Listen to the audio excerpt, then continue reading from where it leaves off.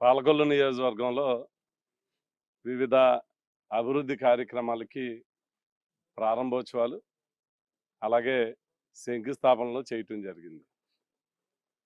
మరి నియోజకవర్గంలో శాశ్వతమైనటువంటి మంచినీటి సమస్యను ఎదుర్కోవటానికి ప్రధానంగా ఈ ప్రభుత్వం ప్రత్యేకమైనటువంటి దృష్టి పెట్టడం జరిగింది. ఎందుకంటే ప్రతి గ్రామంలోని మంచినీరు ప్రధానమైనటువంటి సమస్య. నీరుంది, కలుషితమైనటువంటి వాటర్ తాగేటువంటి పరిస్థితి. అలాగే ప్రతి గ్రామంలోనే ఆర్డబ్ల్యూఎస్ స్కీమ్స్ ఉన్నాయి, అలాగే సిపిడబ్ల్యూ స్కీమ్స్ ఉన్నాయి.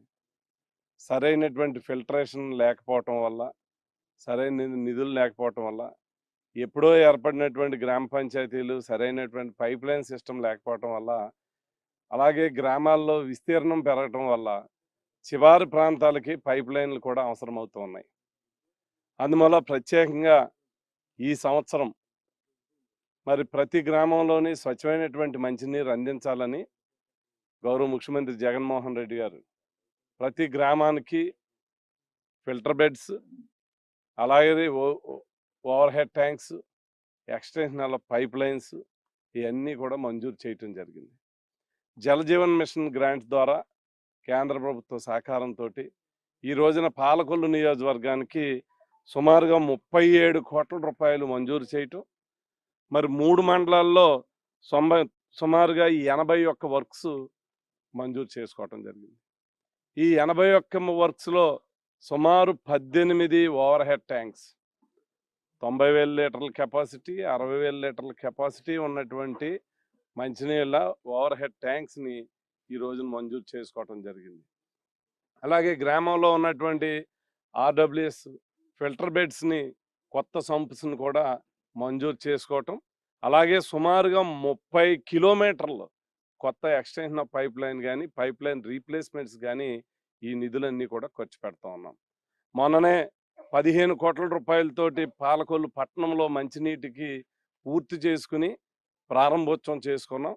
మరి ఇలా ఈ రోజున ఈ 31 కోట్లు మరి నిజంగా చూసుకుంటే రాష్ట్ర వ్యాప్తంగా చాలా నిధులు ఇచ్చినా చాలా చోట్ల ఇంకా టెండర్లు పూర్తి అవ్వలేదు, పనులు మొదలవ్వలేదు.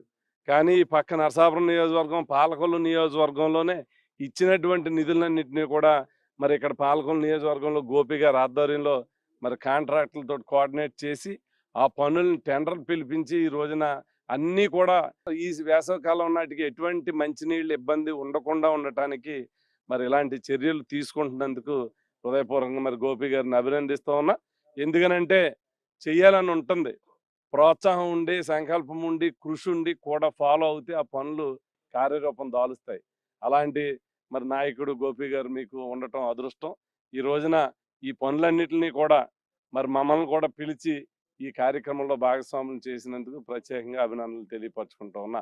అలాగే యలమంచిలి మండలంలో ఈ రోజున 7 గ్రామాల్లో పూర్తి చేసినటువంటి సచివాలయ బిల్డింగులు కానీ, రైతు భరోసా బిల్డింగులు కానీ, ఇలా ఎన్నో కార్యక్రమాలని మరి యలమంచిలి మండలంలో కూడా చేసుకోవడం జరిగింది.